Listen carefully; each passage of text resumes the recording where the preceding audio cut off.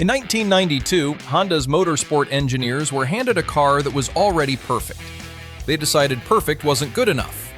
What they built next became a legend, and it started with stripping out the air conditioning. Here's something they don't teach you in business school. Some of the most important cars ever made were built by people who were, technically, insubordinate. Not reckless, not stupid, just engineers who looked at a budget meeting, looked at a risk assessment, looked at a room full of executives saying, "That's not what we do here," and then went back to their desks and kept working. This is not a list of rebels for the sake of rebellion. Every car on this list exists because someone made a decision that was professionally dangerous, sometimes career-ending, and in every single case, correct. What follows is the story of 8 cars that should not exist, and why the world is better than they do. Number 8. Acura NSX-R. The original NSX was already against the rules. The NSX-R was against the rules of the car that was already against the rules. Honda's motorsport division, a group of engineers who by institutional culture were given somewhat more latitude than the road car teams, decided that the NSX they'd been handed was good but not finished. They stripped air conditioning, they stripped the spare tire, they replaced the sound deadening with nothing. They fitted a limited slip differential that Honda's road car division had decided was unnecessary. Then they rebuilt the engine by hand. Every engine in every NSX-R was assembled by a single technician, start to finish. That technician's name on a plate on the block. The result was a car 120 kilograms lighter than the car it was based on, with handling precision that contemporary testing put in direct competition with Ferrari and Porsche vehicles costing significantly more, from a Honda, assembled by engineers who had been told the existing car was sufficient. The NSX-R is what happens when you give engineers a car that's already correct, and they decide correct isn't enough. Number 7. Ford GT. The Ford GT is the car that should have died in a PowerPoint presentation. When a small team at Ford began pushing the idea of reviving the GT40 nameplate for Ford's centennial in 2003, the project faced every institutional obstacle a legacy automaker can generate. It wasn't in the product plan. There was no business case. The development timeline, essentially 2 years from concept to production, was considered by Ford's own engineers to be somewhere between ambitious and delusional. The team around Chief Engineer Camilo Pardo did something unusual for a corporate environment. They showed up to every meeting with a car that looked better than the last time anyone had seen it, and they let the car do most of the arguing. By the time executives were being photographed next to the concept at auto shows, and the public response had made clear that Ford had accidentally promised America something extraordinary, canceling it had become politically impossible. 600 horsepower, 205 miles per hour, 0 to 60 in 3.3 seconds. The Ford GT arrived 2 years after the first sketch because a team of engineers understood that in a large organization, moving fast and showing results is a more effective argument than any memo ever written. Number 6. Dodge Challenger TA. Sometimes the story isn't about one engineer with a vision.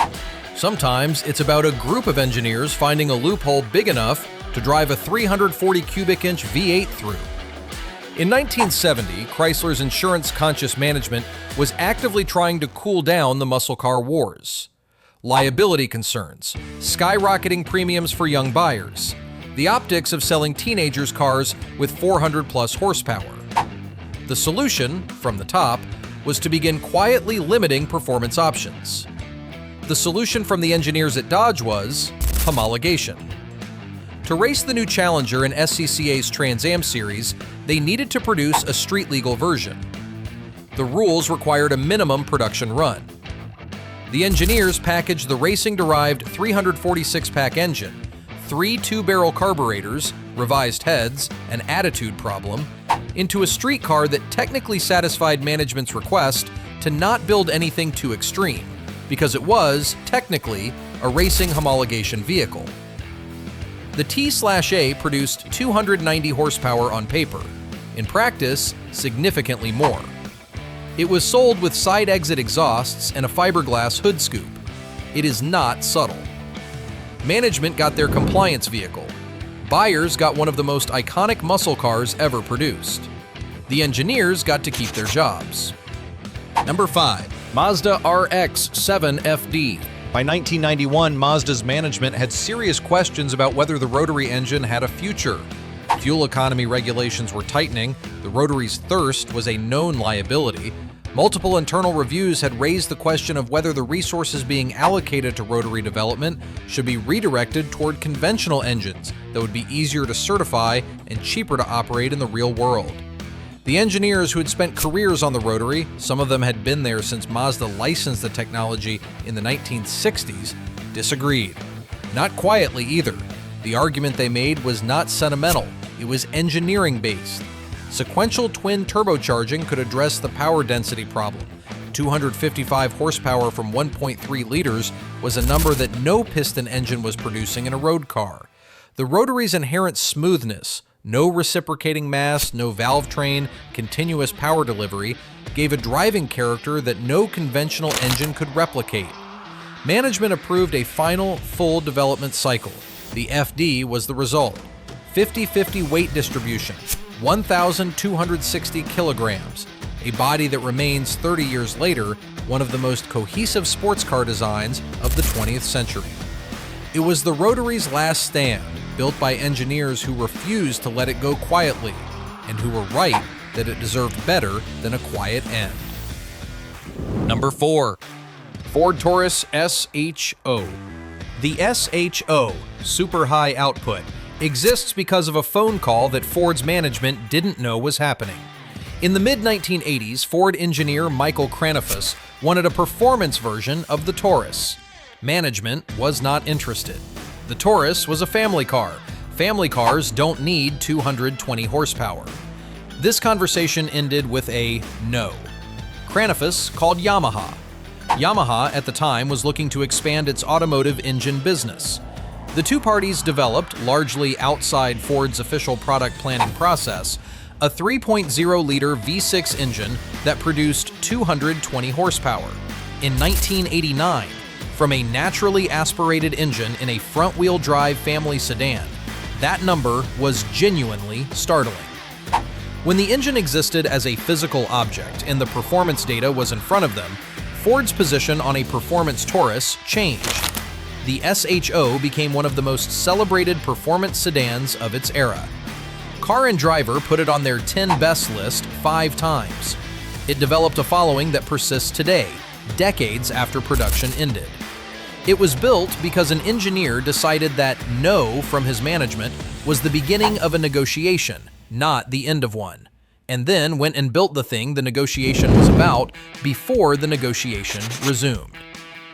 Number 3. Toyota Prius. The Prius story is usually told as a triumph of corporate vision. Toyota saw the future, committed to it, delivered it. The version that's slightly more accurate is messier and considerably more interesting. The G21 project, Toyota's internal hybrid development program, was given a timeline that most engineers on the team privately considered impossible. The directive from management was to have a production-ready hybrid vehicle for the 1997 Tokyo Motor Show. The engineering team's assessment was that they needed at least another 2 years. Management's response, in the precise and bureaucratically Japanese phrasing of the era, was essentially, figure it out. What followed was 2 years of engineers working schedules that would be illegal in most countries today, solving problems that had no existing solutions because nobody had built this before, and in several documented cases making component decisions that deviated from what the official specifications required because the official specifications, under the timeline they'd been given, were physically unachievable. The Prius launched on schedule. It worked. Several of the unauthorized engineering decisions made under deadline pressure turned out to be correct long-term choices that remained in production Prius vehicles for a decade. The hybrid system that every major automaker subsequently spent billions replicating was built, in part, by engineers improvising against orders they couldn't fully comply with. Number 2. Pontiac Fiero. Here's a fun game. Name a mid-engine American sports car from the 1980s. Yeah, there's basically one answer. The Fiero was supposed to be a fuel-efficient commuter car. That was the whole pitch to GM's executives. Not a sports car, not a performance vehicle, a practical two-seater that happened to look good. The performance mandate was so explicitly off the table that the original engine was a 92 horsepower four-cylinder borrowed from the Chevette. The Chevette. But the engineers at Pontiac, specifically the team around Hulky Aldecacti, had built a mid-engine layout, rear-wheel drive platform, and a plastic body panel system that was genuinely innovative, and they knew what they had. So they did what engineers do. They filed the serial numbers off the Dream and shipped it inside a compliance vehicle. The Fiero sold over 370,000 units in its first 2 years. Buyers immediately understood what GM's executives had not, that this was a sports car, and they wanted a sports car. GM then did something extraordinary. They canceled the improved version, the 1988 redesign with a proper performance engine, revised suspension, and corrected weight distribution, the week before it was due to be greenlit for production. The car that would have fixed everything the critics complained about never arrived. The Fiero's engineers had built something real. The people above them decided, twice, that real wasn't what they were after. Number 1. Honda NSX. We saved this one for last, because this isn't just a story about one car. It's the story that started everything on this list. The NSX is famous for being a supercar that worked every day, a car Ayrton Senna helped develop, a car that embarrassed Ferrari into improving themselves. All of that is true. What's less known is that Honda's management, at multiple points in the car's 6-year development, tried to kill it. The original brief called for a smaller, cheaper sports car, something closer to a refined S2000. The engineering team, led by Shigeru Uehara, kept expanding the vision. All-aluminum monocoque, VTEC engine, suspension developed on track with one of the greatest racing drivers alive. The costs kept climbing, the timeline kept slipping. At one point, the project was formally reviewed for cancellation. Uehara's team responded by doing what engineers do when they believe in something. They worked harder and argued better.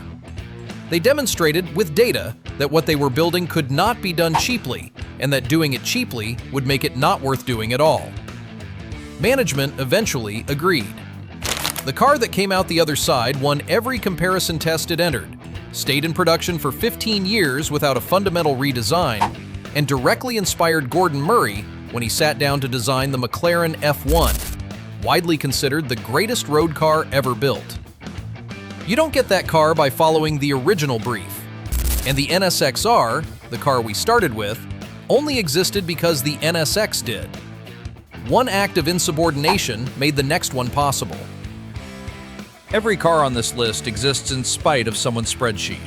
The engineers who built them weren't reckless, they weren't naive, they understood exactly what they were risking, budgets, timelines, in some cases their positions, and made a calculated decision that what they could build mattered more than the comfort of building only what they were asked for. Most of them were right. Not all of them were rewarded. The Fiero engineers watched their best work get canceled. The RX-7's engineers saw their engine discontinued. Plenty of the people in these stories retired, without anyone outside the industry knowing their names. But the cars exist, the technology spread. The McLaren F1 has an aluminum chassis, because Honda proved one was possible. Every hybrid on the road today is downstream of engineers who worked impossible hours to hit a deadline that management probably shouldn't have set. The cars that move the industry forward are almost never the ones that came from a clean brief, an approved budget, and a timeline everyone agreed was realistic. They come from the people who heard no and decided the question wasn't finished yet.